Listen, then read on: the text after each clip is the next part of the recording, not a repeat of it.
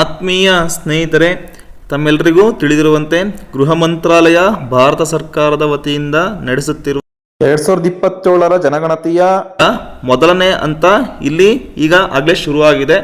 ತಮ್ಮೆಲ್ಲರಿಗೂ ಗೊತ್ತಿರುವಂತೆ 1ನೇ April 2026ರಿಂದ 15ನೇ April 2026ರವರೆಗೆ ಸ್ವಯಂ ಗಣತಿ ನಡೆಯುತ್ತೆ. ಅಂದರೆ ಸ್ವಯಂ ಗಣತಿ ಅಂದರೆ ನಿಮ್ಮ ಗಣತಿಯನ್ನು, ನಿಮ್ಮ ಮನೆಯ ಗಣತಿಯನ್ನು ನೀವೇ ಮಾಡ್ಕೊಳ್ಳೋದು. ನಂತರ ಇಲ್ಲಿ ನೀವು ಲಾಸ್ಟಿಗೆ ಒಂದು SCID ಬರುತ್ತೆ, ಅದನ್ನು ಗಣತಿದಾರರಿಗೆ ಕೊಟ್ಟರೆ ನಿಮ್ಮ ಗಣತಿ ಏನು ಮಾಡಿರ್ತೀರ ಅದು ದೃಢೀಕರಣ ಆಗುತ್ತೆ. ಇದರಿಂದ ಏನು ಉಪಯೋಗ ಅಂದರೆ ನಿಮ್ಮ ಮಾಹಿತಿನ ನೀವೇ ಫಿಲ್ ಮಾಡ್ಬೋದು. ಬಂದ ಗಣತಿದಾರರಿಗೆ ನೀವು ಮಾಹಿತಿಯನ್ನು ಕೊಡೋ ಅವಶ್ಯಕತೆ ಇರಲ್ಲ. ನೀವು ಮಾಹಿತಿಯನ್ನು ಬೇರೆಗೆ ಅಥವಾ ಗಣತಿದಾರರಿಗೆ ಹಂಚ್ಕೊಳ್ಳೋಕೆ ಇಷ್ಟ ಇಲ್ಲ ಅಂದರೆ ನೀವೇನು ಮಾಡ್ಬೋದು, ಸ್ವಯಂ ಗಣತಿಯನ್ನು ಮಾಡ್ಕೋಬೋದು. ಸೊ ಹಾಗಾಗಿ ಇಲ್ಲಿ ನೀವು ಗಮನಿಸ್ಬೋದು, ಏಪ್ರಿಲ್ 1ರಿಂದ ಏಪ್ರಿಲ್ 15ರವರೆಗೆ 2026 15ರವರೆಗೆ ಈಗ ಸ್ವಯಂ ಗಣತಿ ಶುರುವಾಗಿದೆ. ನೀವು ಸ್ವಯಂ ಗಣತಿಯನ್ನು ನೀವೇ ಮಾಡ್ಕೋಬೋದು. ಹಾಗಾಗಿ ನೀವು ಇಲ್ಲಿ ಕೊಟ್ಟಿರುವ ಅಧಿಕೃತ ಪೋರ್ಟಲ್ಗೆ ಭೇಟಿ ನೀಡಿ ನಿಮ್ಮ ಮೊಬೈಲ್ ಸಂಖ್ಯೆ ಬರುವ OTP ಮೂಲಕ ಲಾಗಿನ್ ಆಗಿ ನಿಮ್ಮ ರಾಜ್ಯ ಮತ್ತು ಜಿಲ್ಲೆ ಸ್ಥಳೀಯ ವಿವರಗಳನ್ನು ಆಯ್ಕೆ ಮಾಡಿ ನಂತರ ನೀವೇನು ಮಾಡ್ಬೋದು, ಸ್ವಯಂ ಗಣತಿಯನ್ನು ಮಾಡ್ಕೋಬೋದು. ಹಾಗೆ ನಂತರ ಕೊನೆಗೆ ಕಂಪ್ಲೀಟ್ ಆದಮೇಲೆ ನಿಮಗೆ ಬರುವ SCIDನ ಸುರಕ್ಷಿತವಾಗಿ ಇರಿಸ್ಕೋಬೇಕಾಗುತ್ತೆ. ಯಾಕಂದರೆ ನಂತರ ಯಾರು ಗಣತಿದಾರರು ನಿಮ್ಮ ಮನೆಗೆ ಬರ್ತಾರೆ ಅವರಿಗೆ ಜಸ್ಟ್ ನೀವು SCIDಯನ್ನು ಕೊಟ್ಟರೆ ನೀವೇನು ಮಾಡ್ಬೋದು, ಅಲ್ಲಿ ಗಣತಿ ದೃಢೀಕರಣ ಆಗುತ್ತೆ. ಸೊ ಇದನ್ನು ಹೇಗೆ ಮಾಡೋದು ಅನ್ನೋದನ್ನು ಈ ವಿಡಿಯೋದಲ್ಲಿ ತಿಳ್ಕೊಳ್ತಾ ಬರೋಣ. ನೀವೇನಾದರೂ ನನ್ನ ವಿಡಿಯೋವನ್ನು ಮೊದಲನೇ ಬಾರಿಗೆ ನೋಡ್ತಾ ಇದ್ರೆ ಅಥವಾ ಸಬ್ಸ್ಕ್ರೈಬ್ ಆಗಿಲ್ಲ ಅಂದರೆ ಕೆಳಗಡೆ ಇರುವ ಸಬ್ಸ್ಕ್ರೈಬ್ ಬಟನನ್ನು ಕ್ಲಿಕ್ ಮಾಡಿ, ಹಾಗೆ ಪಕ್ಕದಲ್ಲಿರುವ ಬೆಲ್ ಐಕನನ್ನು ಪ್ರೆಸ್ ಮಾಡಿ. ಹೀಗೆ ಮಾಡೋದ್ರಿಂದ ನಾನು ಮುಂದೆ ಮಾಡುವ ವಿಡಿಯೋ ನೋಟಿಫಿಕೇಶನ್ ನಿಮ್ಮ ಮೊಬೈಲ್ ಹಾಗೂ ಡೆಸ್ಕ್ಟಾಪ್ ನೋಟಿಫಿಕೇಶನಲ್ಲಿ ಶೋ ಆಗುತ್ತೆ. ಸೊ ದಟ್ ನೀವು ನನ್ನ ವಿಡಿಯೋವನ್ನು ಮಿಸ್ ಮಾಡ್ಕೊಳ್ಳಲ್ಲ. ಆತ್ಮೀಯ ಸ್ನೇಹಿತರೆ, ನೀವು ಬ್ರೌಸರನ್ನು ನಿಮ್ಮ ಮೊಬೈಲ್ನಲ್ಲಿ ಕ್ರೋಮ್ ಬ್ರೌಸರನ್ನು ಸೆಲೆಕ್ಟ್ ಮಾಡ್ಕೋಬೋದು. ಸೆಲೆಕ್ಟ್ ಮಾಡ್ಕೊಂಡು ಅಲ್ಲಿ ನೀವು ನಾನು ಹೇಳಿದಾಗೆ ಬ್ರೌಸ್ ಮಾಡ್ತಾ ಹೋಗಿ sc.census.gov.in ಅಂತ ಬ್ರೌಸ್ ಮಾಡಿದ್ರೆ, ಬ್ರೌಸ್ ಮಾಡಿದ ನಂತರ ನಿಮಗೆ ಇಲ್ಲಿ ಸೆನ್ಸಸ್ ಇಂಡಿಯಾ SC ಪೋರ್ಟಲ್ ಅಂತ ಬರುತ್ತೆ. ಅದನ್ನು ಓಪನ್ ಮಾಡ್ಕೊಳ್ಳಿ. ಓಪನ್ ಮಾಡಿದ ನಂತರ ನಿಮಗೆ ಇಲ್ಲಿ first self enumeration HLO login ಅಂತ ಶೋ ಆಗುತ್ತೆ. ಆತ್ಮೀಯರೇ, ಈಗ ನಾವು ಇಲ್ಲಿ ಸ್ಟೇಟನ್ನು ಸೆಲೆಕ್ಟ್ ಮಾಡಬೇಕಾಗುತ್ತೆ. ನೀವು ಸ್ಟೇಟನ್ನು ಸೆಲೆಕ್ಟ್ ಮಾಡಿ ನಂತರ ಇಲ್ಲಿ ಕೆಳಗಡೆ ಕೊಟ್ಟಿರುವ ಕ್ಯಾಪ್ಚಾವನ್ನು ಸರಿಯಾಗಿ ಎಂಟರ್ ಮಾಡಿ. ಕ್ಯಾಪ್ಚಾವನ್ನು ಸರಿಯಾಗಿ ಎಂಟರ್ ಮಾಡಿದ ನಂತರ ವೆರಿಫೈ ಆ್ಯಂಡ್ ಪ್ರೊಸೀಡ್ ಮೇಲೆ ಕ್ಲಿಕ್ ಮಾಡಿ. ನಂತರ ಇಲ್ಲಿ ವೆಲ್ಕಮ್ ಮೆಸೇಜ್ ಬರುತ್ತೆ. ನಂತರ ಇಲ್ಲಿ welcome to self enumeration portal for HLO phase of census 2027 ಅಂತ ಇದೆ ಇಲ್ಲಿ. ನಂತರ ಇದನ್ನೆಲ್ಲದನ್ನು ಓದಿ ನಂತರ ಓಕೆ ಮೇಲೆ ಕ್ಲಿಕ್ ಮಾಡಿ. ನಂತರ ಇಲ್ಲಿ name of the head of the house ಹೋಲ್ಡರನ್ನು ನೀವು ಇಲ್ಲಿ ಕ್ಲಿಕ್ ಮಾಡಬೇಕು. ನಂತರ 10 ಡಿಜಿಟ್ ಮೊಬೈಲ್ ನಂಬರ್ ಮತ್ತು ಇಮೇಲು ಆಪ್ಷನಲ್ ಇದೆ. ಇಲ್ಲಿ head of the house hold ಮತ್ತು ಮೊಬೈಲ್ ನಂಬರ್ನ ಎಂಟರ್ ಮಾಡಿದ ನಂತರ ವೆರಿಫೈ ಆ್ಯಂಡ್ ಪ್ರೊಸೀಡ್ ಮೇಲೆ ಕ್ಲಿಕ್ ಮಾಡಿ. ನೀವು ಯಾವ ನಂಬರನ್ನು ಕೊಟ್ಟಿದ್ದೀರೋ ಆ ನಂಬರ್ಗೆ OTP ಹೋಗಿರುತ್ತೆ. OTPಯನ್ನು ನೀವು ಇಲ್ಲಿ ಎಂಟರ್ ಮಾಡಬೇಕಾಗುತ್ತೆ. OTPಯನ್ನು ಸರಿಯಾಗಿ ಎಂಟರ್ ಮಾಡಿದ ನಂತರ ವೆರಿಫೈ OTP ಮೇಲೆ ಕ್ಲಿಕ್ ಮಾಡಿ. ಅದಕ್ಕಿಂತ ಮುಂಚೆ ಇಲ್ಲಿ ಲ್ಯಾಂಗ್ವೇಜನ್ನು ಸೆಲೆಕ್ಟ್ ಮಾಡ್ಕೊಳ್ಳಿ. ವೆರಿಫೈ OTP ಮೇಲೆ ಕ್ಲಿಕ್ ಮಾಡಿ. ಈಗ ಇಲ್ಲಿ ಸ್ಟೇಟು ಸೆಲೆಕ್ಟ್ ಆಗಿದೆ. ಇಲ್ಲಿ ನೀವು ಜಿಲ್ಲೆಯನ್ನು ಸೆಲೆಕ್ಟ್ ಮಾಡಬೇಕಾಗುತ್ತೆ. ಜಿಲ್ಲೆಯನ್ನು ಇಲ್ಲಿ ಸೆಲೆಕ್ಟ್ ಮಾಡ್ಕೊಳ್ಳಿ. ನಂತರ ಪಿನ್ ಕೋಡನ್ನು ನೀವು ಸರಿಯಾಗಿ ಇಲ್ಲಿ ಎಂಟರ್ ಮಾಡ್ಕೊಳ್ಳಿ. ನಂತರ ಇಲ್ಲಿ ಗ್ರಾಮವನ್ನು ನೀವು ಹುಡುಕಬೇಕಾಗುತ್ತೆ. ಅಥವಾ ಇಲ್ಲಿ ಬರಲಿಲ್ಲ ಅಂದರೆ ನೀವೇನು ಮಾಡಬೇಕು, ಸರ್ಚನ್ನು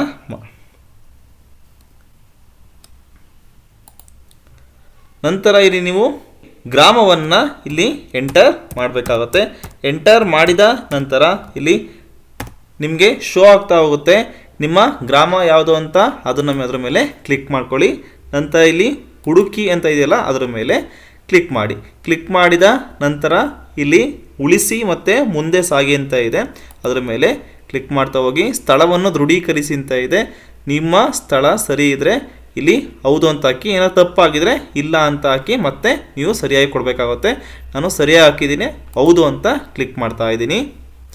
ನಂತರ ಇಲ್ಲಿ ಜನಗಣತಿ ಮನೆ ವಿವರಗಳು ತೋರಿಸ್ತಾ ಹೋಗುತ್ತೆ. ಜನಗಣತಿ ಮನೆಯ ನೆಲಕ್ಕೆ ಪ್ರಧಾನವಾಗಿ ಬಳಸಲಾಗಿರುವ ನಿರ್ಮಾಣ ಸಾಮಗ್ರಿ. ಇಲ್ಲಿ ನೀವು ಜನಗಣತಿ ಮನೆ ನೆಲಕ್ಕೆ ಪ್ರಧಾನವಾಗಿ ಬಳಸಲಾಗಿರುವ ನಿರ್ಮಾಣ ಸಾಮಗ್ರಿ ಅಂದರೆ ನೆಲಕ್ಕೆ ಏನನ್ನ ಬಳಸಿದ್ದೀರಾ ಅದನ್ನು ನೀವು ಕೊಡಬೇಕಾಗುತ್ತೆ. ನೀವು ಇಲ್ಲಿ ಏನನ್ನ ಕೊಟ್ಟಿರ್ತೀರಾ ಅದನ್ನು ಇಲ್ಲಿ ಹಾಕ್ತಾ ಹೋಗಿ.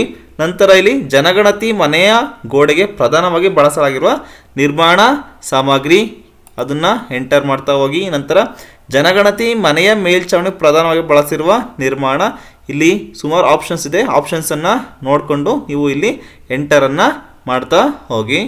ಇಲ್ಲಿ ಅಂಚುಗಳೋ ಅಥವಾ ಹುಲ್ಲೋ ಪ್ಲಾಸ್ಟಿಕ್ಕೋ ಸುಟ್ಟ ಇಟ್ಟಿಗೆನೋ ಏನು ಇದನ್ನು ನೋಡಿ ನಿಮ್ಮ ಮನೆಯ ಅಂಚುಗಳು ಮೇಲ್ಗಡೆ ಮೇಲ್ಛಾವಣಿ ಹೇಗಿದೆಯೋ ಅದನ್ನು ನೋಡ್ತಾ ಹೋಗಿ. ನಂತರ ಈ ಜನಗಣತಿ ಮನೆಯ ಸ್ಥಿತಿ ಹೇಗಿದೆ ಅಂತ ನೋಡಿ, ಉತ್ತಮ, ವಾಸಕ್ಕೆ ಯೋಗ್ಯ, ಶಿಥಿಲವಾಗಿದೆ. ಸೊ ಈ 3 ಆಪ್ಷನಲ್ಲಿ ಯಾವುದನ್ನು ನೀವು ಸೇವ್ ಮಾಡ್ಕೊಳ್ಳಿ. ನಂತರ ಉಳಿಸಿ ಮತ್ತು ಮುಂದೆ ಸಾಗಿ ಮೇಲೆ ಕ್ಲಿಕ್ ಮಾಡಿ. ನಂತರ ಇಲ್ಲಿ ಬಂದರೆ ಕುಟುಂಬಕ್ಕೆ ಸಂಬಂಧಿಸಿದ ಮಾಹಿತಿ ಕೇಳ್ತದೆ. ಈ ಕುಟುಂಬದಲ್ಲಿ ಸಾಮಾನ್ಯವಾಗಿ ವಾಸಿಸುತ್ತಿರುವ ವ್ಯಕ್ತಿಗಳ ಒಟ್ಟು ಸಂಖ್ಯೆಯನ್ನು ನೀವು ಇಲ್ಲಿ ಹಾಕಬೇಕಾಗುತ್ತೆ. ನಂತರ ಕುಟುಂಬದ ಮುಖ್ಯಸ್ಥರ ಹೆಸರು ಆಯ್ಕೆ ಮಾಡಿದ ಭಾಷೆಯಲ್ಲಿ ನೀವು ಹಾಕಬೇಕಾಗುತ್ತೆ. ಇಲ್ಲಿ ಕನ್ನಡವನ್ನು ಆಯ್ಕೆ ಮಾಡಿದ್ರೆ ಕನ್ನಡ, ನೀವು ಯಾವ ಭಾಷೆಯನ್ನು ಆಯ್ಕೆ ಮಾಡ್ಕೊಂಡಿರ್ತೀರೋ ಆ ಭಾಷೆಯನ್ನು ಇಲ್ಲಿ ಹಾಕ್ತಾ ಹೋಗಿ. ನಂತರ ರೀಜ್ನಲ್ ಲ್ಯಾಂಗ್ವೇಜಲ್ಲಿ ನೀವು ಹೆಸರನ್ನು ಟೈಪ್ ಮಾಡಿದ ನಂತರ ಇಲ್ಲಿ ಕುಟುಂಬದ ಮುಖ್ಯಸ್ಥರ ಲಿಂಗವನ್ನು ಆಯ್ಕೆ ಮಾಡ್ಕೊಳ್ಳಿ. ನಂತರ ಪರಿಶಿಷ್ಟ ಜಾತಿ ಅಥವಾ ಪರಿಶಿಷ್ಟ ಪಂಗಡ ಅಥವಾ ಇತರೆ ಆಗಿದ್ದಲ್ಲಿ ನೀವು ಯಾವ ಕ್ಯಾಟಗರಿಗೆ ಬರ್ತೀರಾ ಅಂತ ನೀವು ಇಲ್ಲಿ ಹಾಕಬೇಕಾಗುತ್ತೆ. ನಂತರ ಇಲ್ಲಿ ಈ ಮನೆಯ ಮಾಲೀಕತ್ವದ ಸ್ಥಾನಮಾನ ಸ್ವಂತ, ಬಾಡಿಗೆ ಆದರೆ ಬೇರೆ ಸ್ಥಳದಲ್ಲಿ ಸ್ವಂತ ಮನೆ ಇದ್ದಲ್ಲಿ, ಬಾಡಿಗೆ ಆದರೆ ಯಾವುದೇ ಸ್ವಂತ ಮನೆ ಇಲ್ಲದಿದ್ದಲ್ಲಿ ಯಾವುದು ಅಂತ ನೀವು ಇಲ್ಲಿ ಹಾಕಬೇಕಾಗುತ್ತೆ. ನಂತರ ವಾಸದ ಕೊಠಡಿಗಳ ಸಂಖ್ಯೆಯನ್ನು ನೀವು ಇಲ್ಲಿ ಹಾಕಬೇಕಾಗುತ್ತೆ. ನಂತರ ಇಲ್ಲಿ ಕೆಳಗಡೆ ಬಂದರೆ ಈ ಕುಟುಂಬದಲ್ಲಿ ವಾಸಿಸುತ್ತಿರುವ ವಿವಾಹಿತ ದಂಪತಿಗಳ ಸಂಖ್ಯೆಯನ್ನು ಹಾಕಿ. ನಂತರ ಉಳಿಸಿ ಮತ್ತು ಮುಂದೆ ಸಾಗಿ ಮೇಲೆ ಕ್ಲಿಕ್ ಮಾಡಿ. ಸೊ ಇಲ್ಲಿ ಕನ್ಫರ್ಮೇಷನ್ ಕೇಳ್ತಿದೆ, ಹೌದು ಅಂತ ಕ್ಲಿಕ್ ಮಾಡಿ. ಇದಾದ ನಂತರ ಸೌಲಭ್ಯಗಳಿಗೆ ಬಂದರೆ ಕುಡಿಯುವ ನೀರಿನ ಪ್ರಧಾನ ಮೂಲ ಕೇಳ್ತಿದೆ. ಯಾವ ನೀರನ್ನು ನೀವು ಬಳಸ್ತಾ ಇದ್ದೀರಾ ಅದನ್ನು ನೀವು ಇಲ್ಲಿ ಹಾಕಬೇಕಾಗುತ್ತೆ. ಇಲ್ಲಿ ನೀವು ನೋಡ್ಬೋದು, ಮೂಲದಲ್ಲಿ ಸಂಸ್ಕರಿಸಿದ ಕೊಳಾಯಿ ನೀರು, ಮೂಲದಲ್ಲಿ ಸಂಸ್ಕರಿಸದ ಕೊಳಾಯಿ ನೀರು 2 ಕೇಳ್ತಾ ಇದೆ. ಮತ್ತು ಬಾವಿ, ಕೈಪಂಪು, ಕೊಳವೆ ಬಾವಿ, ಚಿಲುಮೆ, ನದಿ, ಇಲ್ಲಿ ನೀವು ಯಾವ ನೀರನ್ನು ಬಳಸ್ತಾ ಇದ್ದೀರಾ ಅದನ್ನು ಹಾಕಿ. ನಂತರ ಕುಡಿಯುವ ನೀರಿನ ಮೂಲದ ಲಭ್ಯತೆ ಆವರಣದ ಒಳಗಡೆ ಬರ್ತಾ ಇದೆಯೋ ಅಥವಾ ಆವರಣದ ಸಮೀಪ ಅಂದರೆ ಮನೆ ಅಕ್ಕಪಕ್ಕ ಇದೆಯೋ ಅಥವಾ ದೂರದಲ್ಲಿ ಇದೆಯೋ ಅನ್ನೋದನ್ನು ನೀವು ಹಾಕಬೇಕಾಗುತ್ತೆ. ಅಥವಾ ದೂರದಲ್ಲಿದ್ದರೆ ದೂರದಲ್ಲಿ ಅಂತ ಹಾಕಿ. ಬೆಳಕಿನ ಪ್ರಧಾನ ಮೂಲ ವಿದ್ಯುತ್ ಶಕ್ತಿನೋ ಅಥವಾ ಸೀಮೆ ಎಣ್ಣೆನೋ ಸೌರಶಕ್ತಿನೋ ಇತರೆ ತೈಲನೋ ಅಥವಾ ಯಾವುದು ಅಂತ ನೀವು ಹಾಕಿ. ಅಥವಾ ಬೆಳಕಿನ ಮೂಲ ಇಲ್ಲದಿದ್ದರೆ ಇಲ್ಲ ಅಂತ ಹಾಕಿ. ನಂತರ ಶೌಚಾಲಯದ ಲಭ್ಯತೆ ಇದ್ದರೆ ಹೌದು ಅಂತ ನೀವು ನೋಡ್ಬಿಟ್ಟು ಇಲ್ಲಿ ಪ್ರತ್ಯೇಕವಾಗಿ ಕುಟುಂಬದ ಬಳಕೆಗೆ ಮಾತ್ರ, ಇತರ ಕುಟುಂಬದ ಜೊತೆಗೆ ಹಂಚಿಕೆ ಅಥವಾ ಸಾರ್ವಜನಿಕ ಶೌಚಾಲಯ ಯಾವುದನ್ನು ಬಳಸ್ತಾ ಇದ್ದೀರಾ ಅಂತ ಹಾಕಿ. ಅಥವಾ ಇಲ್ಲ ಅಂದರೆ ಬಯಲು ಶೌಚಾಲಯ ಆದರೆ ಬಯಲು ಶೌಚಾಲಯಕ್ಕೆ ಇಲ್ಲ ಅಂತ ಹಾಕಬೇಕಾಗುತ್ತೆ. ನಂತರ ಶೌಚಾಲಯದ ಬಗೆ ವಿಧಗಳನ್ನು ನೀವು ಇಲ್ಲಿ ನೋಡಿ ಹಾಕಬೇಕಾಗುತ್ತೆ. ಫ್ಲಶ್ ಅಥವಾ ನೀರು ಹಾಕುವ ಶೌಚಾಲಯಗಳನ್ನು ಸಂಪರ್ಕಿಸಿರುವುದು ಅಥವಾ ಅವಳಿಗುಂಡಿ ಶೌಚಾಲಯ ಅಥವಾ ಏಕಗುಂಡಿ ಶೌಚಾಲಯ ಅಥವಾ ಸೇವಾ ಶೌಚಾಲಯ ಯಾವುದನ್ನು ಬಳಸ್ತಾ ಇದ್ದೀರಾ ನೀವು ಇಲ್ಲಿ ಅದನ್ನು ಕ್ಲಿಕ್ ಮಾಡಬೇಕಾಗುತ್ತೆ. ಸೊ ಇದನ್ನು ಕ್ಲಿಕ್ ಮಾಡಿದ ನಂತರ ಕೆಳಗಡೆ ಬಂದರೆ ತ್ಯಾಜ್ಯ ನೀರನ್ನು ಹೊರಸಾಗಿಸಲು ಮಾಡಿರುವ ವ್ಯವಸ್ಥೆ, ಒಳಚರಂಡಿ, ತೆರೆದ ಚರಂಡಿ ಇಲ್ಲ. ಯಾವುದನ್ನು ನೀವು ನಿಮ್ಮ ಮನೆ ಸುತ್ತಮುತ್ತ ಯಾವ ಥರ ಚರಂಡಿ ವ್ಯವಸ್ಥೆ ಇದೆ ಆ ಚರಂಡಿ ವ್ಯವಸ್ಥೆಯನ್ನು ನೀವು ಹಾಕಬೇಕಾಗುತ್ತೆ. ನಂತರ ಆವರಣದ ಒಳಗೆ ಸ್ನಾನಗೃಹದ ಲಭ್ಯತೆ ಇದೆ ಅಂತ ಹಾಕಿ, ಇಲ್ಲ ಅಂದರೆ ಇಲ್ಲ ಅಂತ ಹಾಕಿ. ಅದರಲ್ಲಿ ಹೌದು ಅಂತ ಹಾಕೋರು 2 ಆಪ್ಷನ್ ಇದೆ, ಸ್ನಾನಗೃಹ ಮತ್ತು ಮೇಲ್ಛಾವಣಿ ಇಲ್ಲದ ಸ್ನಾನಗೃಹ. ಇದನ್ನು ನೋಡಿ ನೀವು ಕ್ಲಿಕ್ ಮಾಡಬೇಕಾಗತ್ತೆ. ನಂತರ ಅಡಿಗೆ ಮನೆಯ ಲಭ್ಯತೆ ಮತ್ತು LPG PNG ಸಂಪರ್ಕ, ಅಡಿಗೆ ಮನೆಯಲ್ಲಿ LPG PNG ಸಂಪರ್ಕ ಇದ್ದರೆ ಇದೆ ಅಂತ ಹಾಕಿ, ಇಲ್ಲ ಅಂದರೆ ಇಲ್ಲ ಅಂತ ಹಾಕಿ. ನಂತರ ಮನೆಯ ಒಳಗೆ ಅಡಿಗೆ ಆದರೆ ಅಡಿಗೆ ಮನೆಯಲ್ಲಿ ಅಲ್ಲ, ಅಂದರೆ ಕೆಲವು ಮನೆಗೆ ಅಡಿಗೆ ಮನೆ ಇರಲ್ಲ, ಸೊ ಆ ಥರದವರು ಇದನ್ನು ಇಲ್ಲಿ ಹಾಕಬೇಕಾಗತ್ತೆ. ನಂತರ ಬಯಲಲ್ಲಿ ಅಡಿಗೆ ಅಥವಾ ಮನೆಯಿಂದ ಹೊರಗಡೆ ಅಡುಗೆ ಮಾಡ್ತಿದ್ರೆ ನೀವು ಈ ಆಪ್ಷನ್ಸನ್ನು ಕ್ಲಿಕ್ ಮಾಡಬೇಕು. ಇಲ್ಲ ಅಡುಗೆನೇ ಮಾಡಲ್ಲ, ಹೋಟ್ಲಲ್ಲಿ ತಿಂತೀರಾ ಅಂದರೆ ನೀವು ಅಡುಗೆಯನ್ನು ಮಾಡಲ್ಲ ಅಂತ ಹಾಕಬೇಕಾಗುತ್ತೆ. ನಂತರ ಅಡುಗೆ ಮಾಡಲು ಬಳಸುವ ಪ್ರಮುಖ ಇಂಧನ ಯಾವುದು ಅಂತ ನೀವು ಹಾಕಬೇಕಾಗುತ್ತೆ. ಇಲ್ಲಿ ನೀವು ಯಾವುದನ್ನು ನೀವು ಬಳಸ್ತೀರಾ ಅದನ್ನು ಇಲ್ಲಿ ಹಾಕಬೇಕು. ಸೌದೆ, ಬೆಳೆಗಳ ಉಳಿಕೆ, ಬೆರಣಿ, ಕಲ್ಲಿದ್ದಲು, ಸೀಮೆ ಎಣ್ಣೆ LPG, ವಿದ್ಯುತ್ ಶಕ್ತಿ ಯಾವ್ದು ಬಳಸ್ತಾ ಇರ್ತೀರ ಅದನ್ನು ಹಾಕಿ ನಂತರ ಉಳಿಸಿ ಮತ್ತು ಮುಂದೆ ಸಾಗಿ ಮೇಲೆ ಕ್ಲಿಕ್ ಮಾಡಿ. ಕನ್ಫರ್ಮೇಷನ್ ಕೇಳ್ತಿದೆ, ಹೌದು ಅಂತ ಕ್ಲಿಕ್ ಮಾಡಿ. ನಂತರ ಸ್ವತ್ತುಗಳು ಕೇಳ್ತಾ ಇದೆ, ಇಲ್ಲಿ ರೇಡಿಯೋ ಆರ್ ಟ್ರಾನ್ಸಿಸ್ಟರ್ ಇದ್ದರೆ ಇದೆ ಅಂತ ಹಾಕಿ, ಇಲ್ಲ ಅಂದರೆ ಇಲ್ಲ ಅಂತ ಹಾಕಿ. ನಂತರ ಇಲ್ಲಿ ಮೊಬೈಲ್ ಅಥವಾ ಸ್ಮಾರ್ಟ್ಫೋನ್ ಎಲ್ಲರ ಮೇಲೆ ಇರುತ್ತೆ, ಇಲ್ಲಿ ಅದನ್ನು ಹೌದು ಅಂತ ಹಾಕಿ. ನಂತರ ಟೆಲಿವಿಷನ್ ಇದ್ದರೆ ಇದೆ ಅಂತ ಹಾಕಿ, ಇಲ್ಲ ಅಂದರೆ ಇಲ್ಲ ಅಂತ ಹಾಕಿ. ನಂತರ ಇಲ್ಲಿ ಇಂಟರ್ನೆಟ್ ಸಂಪರ್ಕ ಇದ್ದರೆ ಲ್ಯಾಪ್ಟಾಪ್ ಅಥವಾ ಕಂಪ್ಯೂಟರ್ ಇದ್ದರೆ ಇದೆ ಅಂತ ಹಾಕಿ. ನಂತರ ಯಾವುದಿದೆ ಅದನ್ನು ಇಲ್ಲಿ ನೀವು ಹಾಕ್ತಾ ಹೋಗಬೇಕಾಗತ್ತೆ. ನಂತರ ಲ್ಯಾಪ್ಟಾಪ್ ಅಥವಾ ಕಂಪ್ಯೂಟರ್ ಇದ್ದರೆ ಹೌದು, ಇಲ್ಲ ಅಂದರೆ ಇಲ್ಲ. ನಂತರ ಟೆಲಿಫೋನ್ ಮತ್ತು ಮೊಬೈಲ್ ಫೋನ್, ಸ್ಮಾರ್ಟ್ಫೋನ್ಗಳು ಇಲ್ಲಿ ನೀವು ನೋಡ್ಬೋದು ಲ್ಯಾಂಡ್ಲೈನ್ ಮತ್ತು ಮೊಬೈಲ್, ಸ್ಮಾರ್ಟ್ಫೋನ್ ಅಥವಾ ಇತರ ಸಾಮಾನ್ಯ ಮೊಬೈಲ್ ಎರಡೂ ಲಭ್ಯವಿದೆ ಎಂದು ಅರ್ಥ. ಹೌದು ಅಂತ ಆದರೆ ಹೌದು ಅಂತ ಹಾಕಿ, ಇಲ್ಲ ಅಂದರೆ ಇಲ್ಲ ಹಾಕಿ. ನೋಡಿ ಇಲ್ಲಿ ಮೊಬೈಲ್ ಮಾತ್ರ, ನಾನು ಸ್ಮಾರ್ಟ್ಫೋನ್ ಮಾತ್ರ ತಗೊಳ್ತಾ ಇದ್ದೀನಿ. ನಂತರ ಬೈಸಿಕಲ್ ಮತ್ತು scooter or motorcycle moped ಇದ್ದರೆ ಇಲ್ಲಿ ನೀವು ಹಾಕ್ತಾ ಹೋಗಬೇಕಾಗುತ್ತೆ. ಬೈಸಿಕಲ್, ಸ್ಕೂಟರ್ ಮೇಲಿನ ಎರಡೂ ಇದ್ದರೆ ಎರಡನ್ನು ಹಾಕಬೇಕಾಗುತ್ತೆ.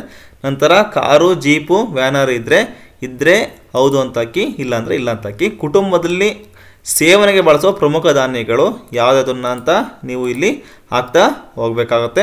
ನಂತರ ಇಲ್ಲಿ ಉಳಿಸಿ ಮತ್ತು ಮುಂದೆ ಸಾಗಿ ಮೇಲೆ ಕ್ಲಿಕ್ ಮಾಡಿ. ನಂತರ ಹೌದು ಅಂತ ಇದೆಯಲ್ಲ ಅದರ ಮೇಲೆ ಕ್ಲಿಕ್ ಮಾಡ್ತಾ ಹೋಗಿ. ಈಗ ಮತ್ತೆ ಇಲ್ಲಿ ಮುನ್ನೋಟ ಕಾಣಿಸ್ದೆ, ನೀವು ಮತ್ತೊಂದು ಸಲ ಎಲ್ಲದನ್ನು ಚೆಕ್ ಮಾಡ್ತಾ ಹೋಗ್ಬೋದು.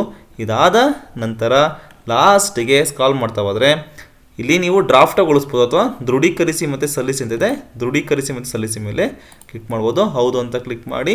ಕ್ಲಿಕ್ ಮಾಡಿದ ನಂತರ ನಿಮಗೆ ಇಲ್ಲಿ ಸ್ವಯಂ ಗಣತಿ ID SCID ಬರುತ್ತೆ. ಇದನ್ನು ಸರಿಯಾಗಿ ನೋಟ್ ಮಾಡಿಕೊಂಡು ನಂತರ ನಿಮ್ಮ ಮನೆಗೆ ಗಣತಿದಾರರು ಬಂದಾಗ ಗಣತಿದಾರರಿಗೆ ಈ SE ನಂಬರನ್ನು ನೀವು ಕೊಡಬೇಕಾಗುತ್ತೆ. ನಂಬರನ್ನು ಕೊಟ್ಟರೆ ಅವರು ಏನು ಮಾಡ್ತಾರೆ, ಅಲ್ಲಿ ದೃಢೀಕರಣವನ್ನು ಮಾಡ್ತಾರೆ. ಈ ವಿಡಿಯೋದಲ್ಲಿ ನಾವು ಸ್ವಯಂ ಗಣತಿಯನ್ನು ಹೇಗೆ ಮಾಡಿಕೊಳ್ಳುವುದು ಅನ್ನೋದನ್ನು ಈಸಿ ಮೆಥಡಲ್ಲಿ ಹೇಳ್ಕೊಟ್ಟಿದ್ದೀನಿ. ಈ ವಿಡಿಯೋ ಇಷ್ಟ ಆಗಿದರೆ ಲೈಕ್ ಮಾಡಿ, ಶೇರ್ ಮಾಡಿ ಮತ್ತು ಸಬ್ಸ್ಕ್ರೈಬ್ ಮಾಡೋದನ್ನು ಮರಿಬೇಡಿ. Thank you.